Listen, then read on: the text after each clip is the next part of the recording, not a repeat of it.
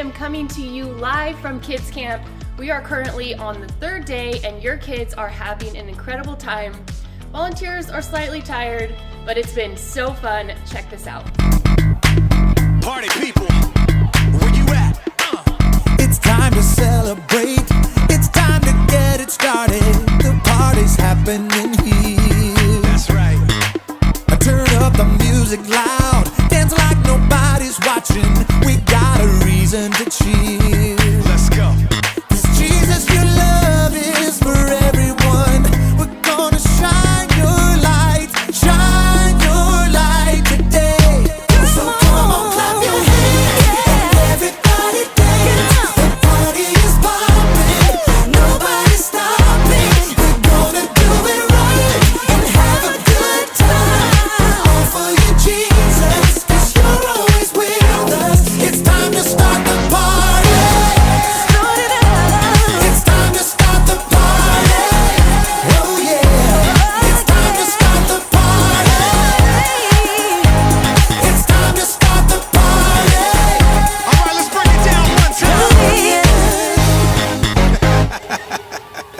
That's right. Today we are in week 4 of our summer series, Vanity. We're walking through the book of Ecclesiastes this summer, and we're looking forward to what John has for us today. Last week, our youth had a great time swimming, hanging out, and baking cookies. They've been super busy this summer with their get-togethers, and now they're gearing up for their annual beach trip. Check out the app or website for all the details and sign up today. You're not going to want to miss it. Our Summer Baptism Sunday is coming up on July 28th.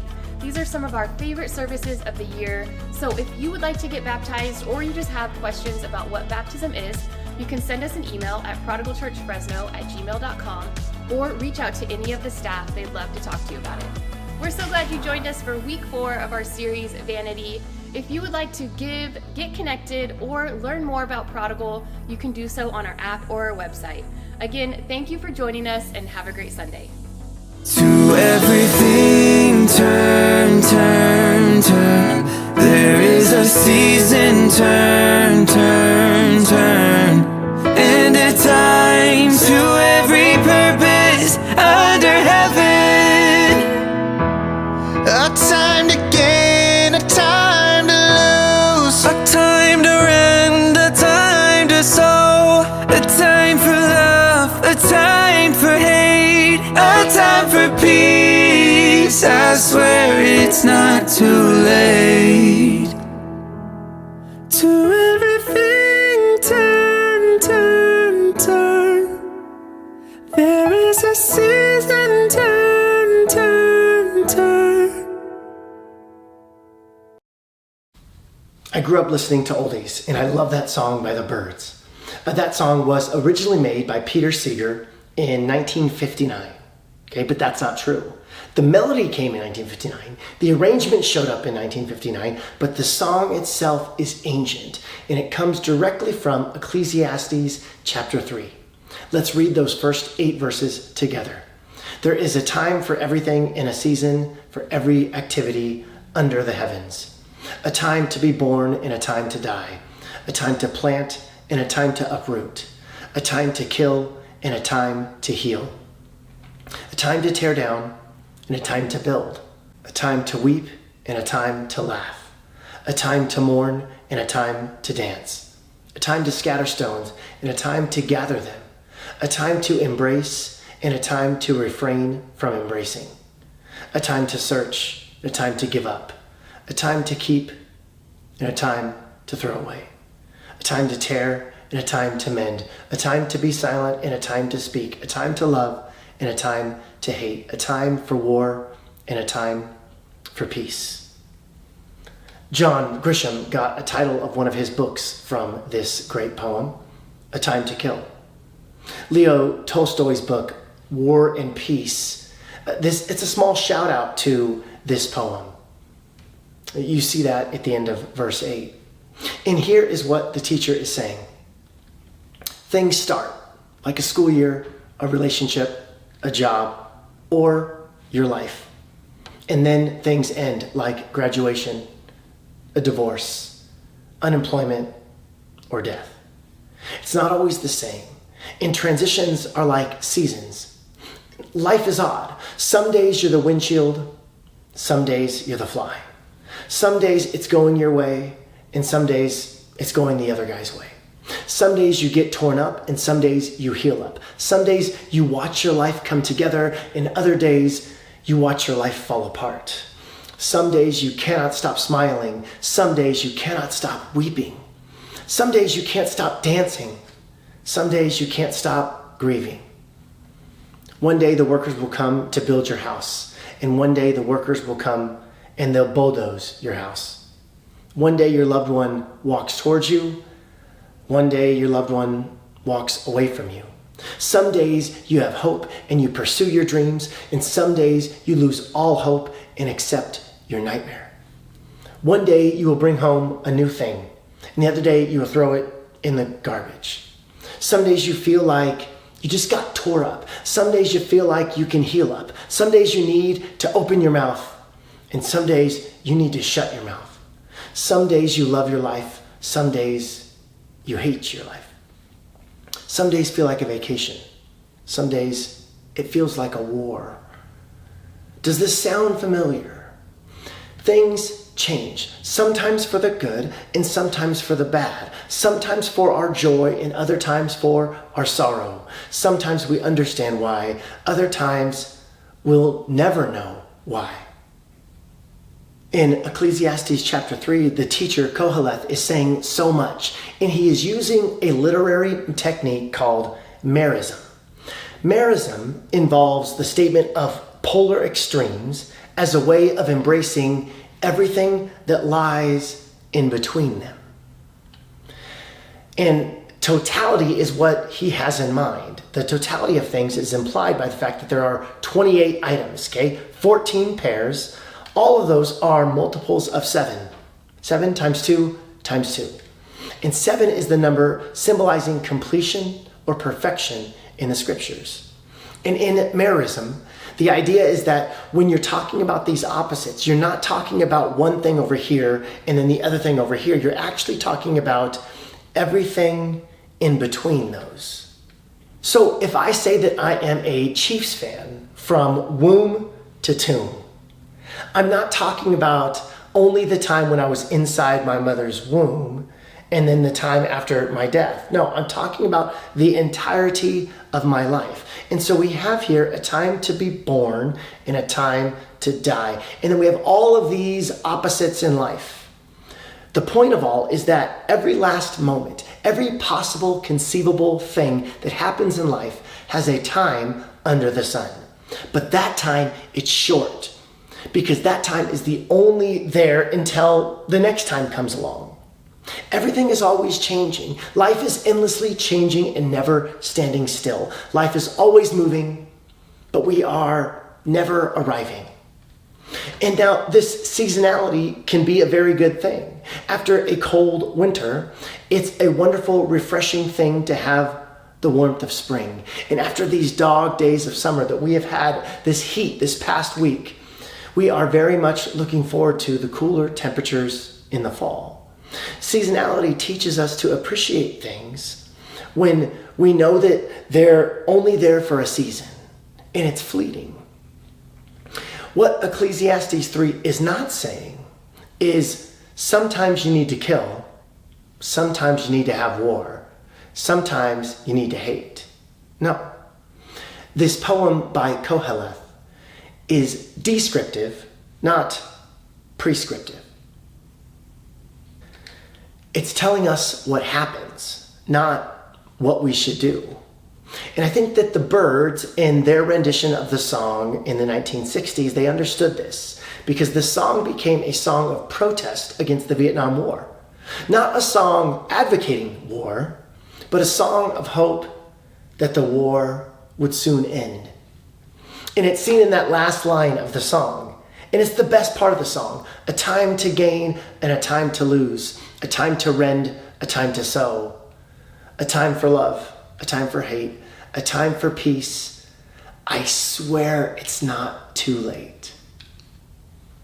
There's this sense of desperation in that final stanza. And the 1960s song and protest really are a good example of the heart of the passage that we find ourselves in today. It was a poem, and then a song, and then a protest, and then a reality. People heard something, and then they did something. This passage acknowledges the pain, but is a longing and an aching for the good times of life. Now, I'm all for wishful thinking. I just don't think it's worth making a religion out of it. Because in the church, we've seen people set their faces against the wind when the bad report comes. They say, I don't receive that.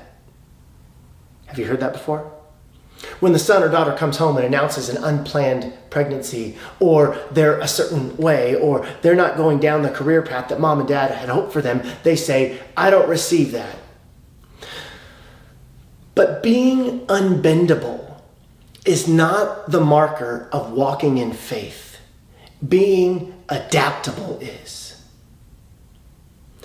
We only harm ourselves when we insist that the world around us is not working as it should be, because God is at work not in the world as it should be, but in the world that it actually is. God is never in the ideas, the abstractions, the concepts, the notions, or the ideals. God is found working in reality. God is always at work in the real, and it's messy. There is the world we thought we knew and the world that actually is, and that messes with us. We want to ball up our fists towards the sky, scream at God because this is not the way it's supposed to be. And there's nothing wrong with doing that if we need to. But when you come to yourself again, listen to the words of the Spirit, asking the question, are we going to talk about the world as you think it should be, or the world as it actually is? Is having faith or expressing trust to insist on a particular outcome, or is it instead to ask ourselves the question, since this is, and God is only at work in what actually is, what's the invitation here? Now, Ecclesiastes is this bucket of cold water poured on us while we're sleeping. Verse 11. He has made everything beautiful in its time. He has also set eternity in the human heart. Yet no one can fathom what God has done from beginning to end. God has made everything beautiful. God has set eternity in our hearts. Those are pretty epic verses. And today we won't be exhaustive in explaining them, but perhaps we'll catch a glimpse. Take a look at the image on the screen. And for those who are just listening to this online, it's going to be difficult for you. You can watch the sermon and watch these images on our website or on our YouTube site. Okay, what do you see? Well, if you zoom out, it's a basketball. What do you see in this image? When you zoom out, it's an apple. How about this one? Yeah, it's a match. And our final image, a new world perhaps? No, it's a toothbrush. Okay, I couldn't see it before. I was just too close. And this is true. We can't quite see. We're not able to fully understand what's going on. We can't comprehend the difficulty of the season we're in. Only God has the full perspective. And one of the key truths we find in the book of Ecclesiastes is to stop trying to control life for gain and rather enjoy life as a gift. Stop trying to control it to gain something from it. It's vanity. That won't work. Rather, enjoy life as a gift. And I think the reason why Koheleth is trying to deconstruct that instinct in us is because deep down, if we're honest, we're all control freaks, okay? Myself included. We want control. We're constantly trying to control the future. We're trying to control people's perception of us and their opinion of us. In fact, I'm doing that right now as I speak to you. I want you to like me. And so I'm putting forth something that to try and control how you view me. We must make intentional effort to enjoy this day, find the beauty in this moment, instead of the false realities we portray ourselves.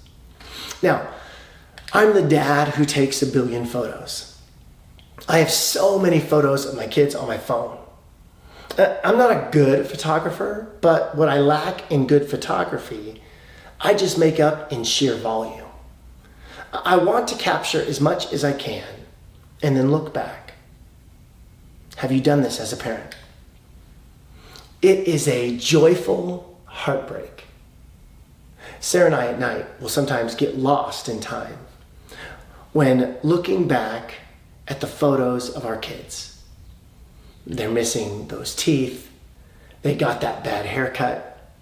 They're playing their sports. They're opening their Christmas presents. It's really important to capture and to celebrate and commemorate those sacred moments, those seasonal transitions. And what do we say? We say, I wish we could go back in time. Verse 11, He has made everything beautiful in its time. He has also set eternity in the human heart. Yet no one can fathom what God has done from beginning to end. The word for eternity here in Hebrew is olam. And it means eternity or everlasting or forever or always or perpetual or evermore. God has set always in our hearts. God has set evermore, olam, in our hearts. It's as if our heart isn't quite as affected by time as everything else. In the summer of 1989, my family and I packed up all of our belongings and drove from central Illinois to central California. We documented our travels on a VHS camera, and this was as heavy as a rocket launcher, okay? This was a vlog before there was vlogs, okay? 1989. And we had so much fun and made so many memories driving across the country on the hot summer highway. And then we hit Nebraska. And this amazing thing happens when we hit Nebraska. Do you want to know what this amazing thing is? Nothing. Okay, something happens to time when you drive through Nebraska. It's all corn and fields. Something happens to time when you're waiting for test results at the doctor, right? It slows down. What's the phrase you say when you get here fast? Well, we got here in no time. It took no time at all. Or time really flew by. Yes, that's what this text is saying. Sometimes time flies by. And sometimes something happens to it when we drive through Nebraska. And sometimes something happens to it when we're on our week-long honeymoon in Hawaii. The word for heart here is lev. And it means inner being, the deepest part of who we are. And what the teacher is saying is that the heart doesn't age. A baby loves his mom, and that is no greater than the love of the grandmother to the grandchild. God has put eternity in our hearts. Ha-olam is in us. Unspeakable love and joy. One of the roles of the Christ follower is to live and to manifest that love and joy that's not affected by time. A heart doesn't age. The body does, but the lev, the inner being, it's renewed every day. As I get older, I feel like I'm beginning to understand this more and more. Over the past several years, God has opened up my eyes to the things that are right in front of me. Let me put it in another way. If I asked you to tell me the story of the birth of your child, every parent would be able to rattle off the story. And every story of birth is filled with something crazy, right? A baby being born in the back of a cab, the dad passing out during labor, the mom inventing new cuss words as she is told to push and to breathe. And then we talk about the first time we held that baby. And you inevitably grab their little hand and you would hold it up and say, "It's so small," as if you were surprised. Why do we always do that? Were we expecting the hand to be large or something? You hold up that hand and you stare at it. You talk about how small it is. and what a marvel it is, and how you can't get over the miracle of new life. Now, let's say you finish telling me the beautiful story of childbirth, and then I ask you, what kind of car were you driving when you went to the hospital? What outfit did you have on? How much money was in your bank account that day? You could probably figure it out, but you would find the questions completely random, like, what would be the point? The point is what you were wearing and what you were driving and what your net worth are. They're irrelevant in light of that memory of your child's birth. They are not what ultimately matters.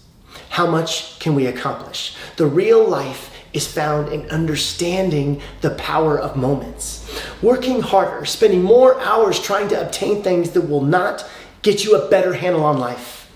Jesus proclaims that you can't get life through things, and Koheleth tells us the same. We must not forget that it is not a thing that lends significance to a moment. It is the moment that lends significance to things. This is what God has been opening my eyes to. It wasn't the car you were driving that day.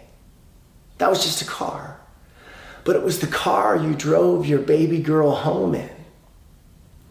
The moment, that moment of driving her home for the very first time, is what makes the car, that thing, significant. And the shirt you were wearing that day, who cares? But when you look at those pictures, that's the shirt you were wearing when you held your girl. Don't you see? The moment is what makes those things matter, not the other way around. Time, moments, the present, something beautiful is unfolding right here in our midst. And that's where the life is. And Jesus opens our eyes to the supernatural already around us. Jesus doesn't divide the world up into the common and the sacred. He gives us eyes to see the sacred in the common.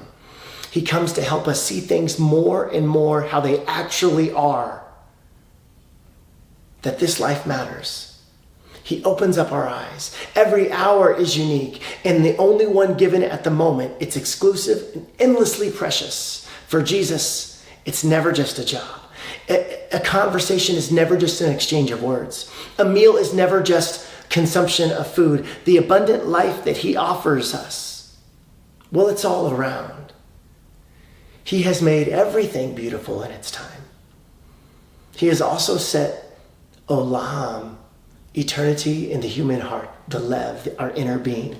Yet no one can fathom what God has done from beginning to end. Time is strange. Sometimes memories, past time, they're really big. Like you take a big trip together as a family. You make these amazing memories. Sometimes it's the little things, just like a sunny day. You go for a walk, you hold hands, or you take the kids to go get ice cream.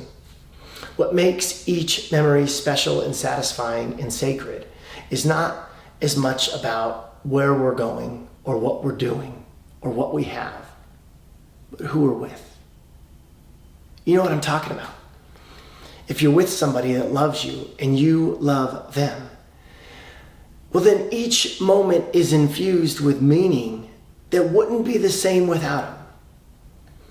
Because what makes things better is oftentimes who you're with. God, give us eyes to see this. Koheleth is deconstructing these myths before our eyes, these myths that we're caught up in. And he's saying, open your eyes to what's right in front of you. There was a street artist in a ball cap, in blue jeans, on a busy subway station. He played the violin. For nearly an hour, he offered a feast for the ears amid the ant trails that formed during Monday morning rush hour, one of the busiest stations in DC. More than 1,000 people passed him by without even a glance or acknowledgement of his presence. Fewer than 10 people bothered to stop and listen, and even fewer gave money. During that session, he made just over $32. The whole thing was captured on a security cam. Fortunately, the artist also had a day job to help pay the bills. This artist was Joshua Bell, a man considered to be one of the world's greatest violinists. He plays in renowned concert halls to sold-out crowds. In concert, he earns about $1,000 a minute. His instrument of choice, a Stradivarius violin crafted in 1712, worth an estimated $3.5 million. His foray into the subway was part of an experiment devised and executed by the Washington Post. The question that was in mind was, would people be able to recognize the talent and breathtaking beauty of this artist's performance? And the world had the most enduring music. Would they see it and feel it and experience it in an unexpected context? Would the transcendent music, the priceless instrument, and the virtuoso wielding it be enough to reach through the mundane and unsuspecting passerby to take notice? And the answer was a resounding no. The people who walked through that subway didn't recognize what was in their midst. Their ears were not attuned to the brilliance of the artist, the music, or the instrument. And one reason is likely related to expectation and context, right? The context of a subway station during rush hour is one of mindless repetition, a kind of groove, worn, automatic exercise that unfolds with pattern predictability. The world's greatest violinist was reduced to little more than elevator music as background to our busy lives. Is this us in God? And is this us in all of our lives under the sun? Are we so accustomed to life as usual? We work, we get home, we relax, we sleep, we repeat, all the while missing the supernatural right in front of us. And this time, God give us eyes to see that you have made everything beautiful in its time, and that you have set eternity in the human heart. Jesus, we need you for this. We love you.